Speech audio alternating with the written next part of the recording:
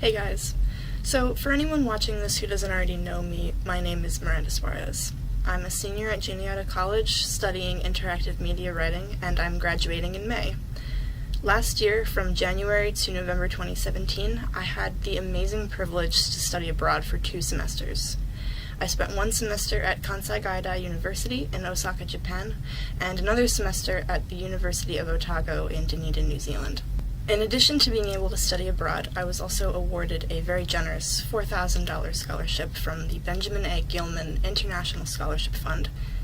Part of my agreement with the program is that now, 6 months after my return to the United States, I'm to complete a follow-on service project.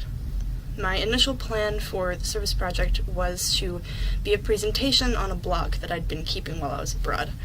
Unfortunately, as most of my friends remember, I did something really dumb and accidentally deleted all of the pictures from my blog. It was an incredibly aggravating ordeal, suffice it to say that the blog died that day.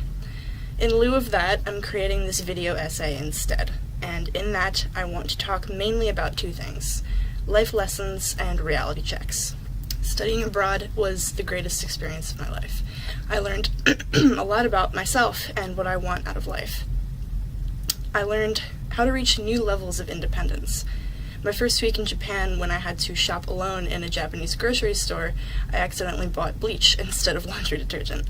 By week 24, I took an exciting and successful solo weekend getaway to Okinawa, where I took a highway bus all the way across the island from Naha to Nago to see the Ocean Expo Park. In New Zealand, I had to cook for a group for the first time. I had to learn a lot more about cooking because eating out was expensive compared to Japan, and I had to become very accustomed to living and traveling by myself. I came to appreciate the sense of serenity that it brought, when before it kind of just made me a little lonely. I learned that I'm far more capable than I give myself credit for. I went to Japan and learned Japanese. I might not be fluent, but by the end of the semester I was able to ask the cashier at the department store if I could pay with a credit card, and that was a huge accomplishment. I was able to cope with my anxiety and depression in a foreign country, almost an entire day's travel away from home, located in an entirely different time zone in which my support system back home would almost always be asleep when I was awake. I learned that I'm much braver than I thought I was. I spent a year away from home. I sacrificed time with loved ones to experience the world. I navigated my way through the Japanese transit system. I traveled to Hiroshima and saw firsthand the atrocities of nuclear war inflicted upon the people of Japan by my country. And I just dropped headfirst off a cliff in Queenstown.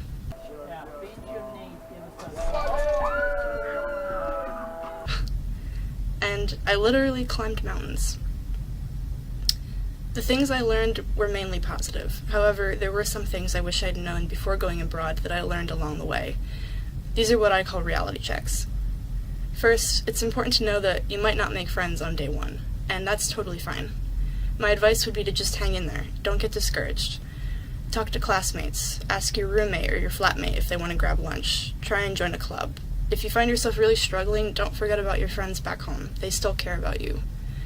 Usually studying abroad is like being a freshman again. Everyone is nervous that they won't make friends, but because of that, most people are trying to put more effort into being friendly and gregarious. I feel lucky to have made lasting friendships during both of my semesters abroad. I believe you can too. Now, second, your classes abroad may be conducted very differently than how you're used to. My classes in Japan were far easier than I'm used to, and I breezed through them. However, when I got to New Zealand, I struggled a lot with my classes. Larger class sizes and more emphasis on test scores rather than class participation really threw me for a loop. Remember that even though you're experiencing a new culture, you're still a student first. Academics are still important. If you find that you need help, see what academic resources your host institution has to offer you. See if you can meet up with a tutor. Study hard. And now, finally, most importantly, the world back home does not stop when you go abroad. A lot can happen in a year, or even in a semester. It's important to find a balance between keeping in touch with your life back home and being present in your life abroad. Stay involved in politics. Vote via absentee ballot, but don't get too caught up in social media. Understand that it's possible you might miss things at home while you're abroad. Birthdays, weddings, even funerals. Don't feel guilty for this. What you're doing is something amazing.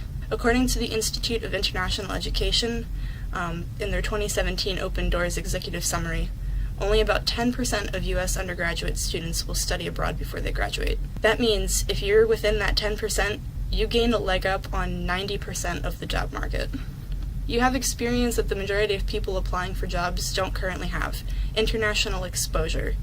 Whether you focused on learning a new language, participated in community service abroad, or even just observed and learned about a new culture, you now have a wealth of knowledge that gives you a competitive edge.